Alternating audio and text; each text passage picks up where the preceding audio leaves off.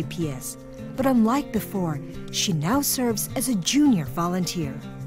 Parang dati pa lang naiisip ko na magbo-volunteer ako kasi hindi lang para suklian yung mga tulong na naibigay nila sa akin kasi hindi ko kayang iwanan yung foundation, yung scholarship program, hindi ko kaya iwanan yung PJPS kasi parang sa kanila nakahanap na ako ng pamilya, second family ko ng PJPS.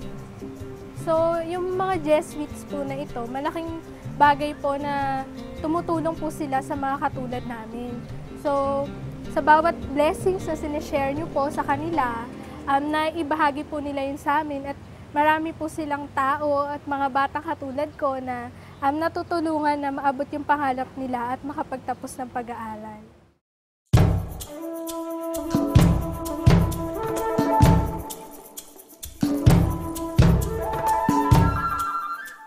The PJPS carries on its mission through a pool of dedicated volunteers.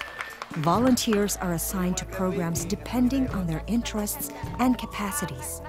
We entrust this ministry to people who would be willing to give their time, their energy, their talent, their resources. We welcome everyone who would be willing to be God's heart for these people today.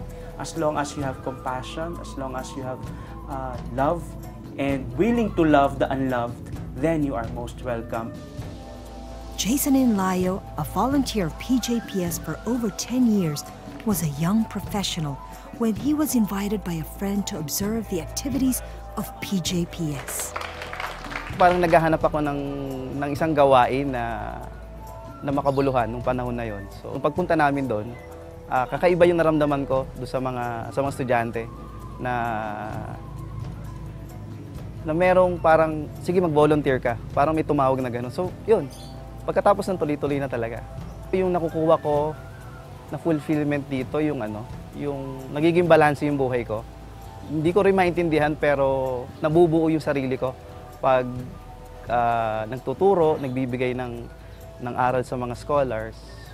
Marami kasi ako natututunan sa kanila. Laging sinasabi nila sa amin na marami silang nakukuha sa amin pero sa kabilang banda marami rin ako natututunan sa kanila. For Jason, his greatest achievement is to see scholars finish school and find jobs. His greatest joy? To find scholars back in PJPS. This time, not as scholars, but as volunteers.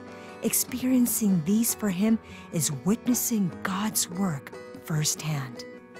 Buhay yung Diyos, na patuloy na gumagalaw yung Diyos sa buhay ng tao.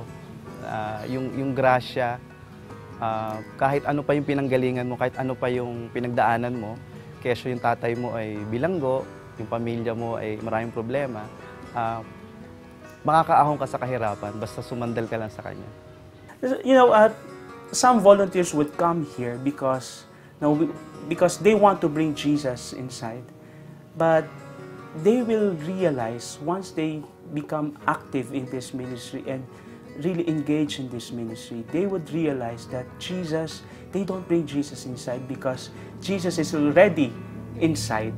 And that is the Jesus, and that Jesus, they will encounter that Jesus as they pour in their hearts, as they talk to people, as they listen to their stories. And as basic as that, they would encounter Jesus. And definitely when you encounter Jesus, He will change your life.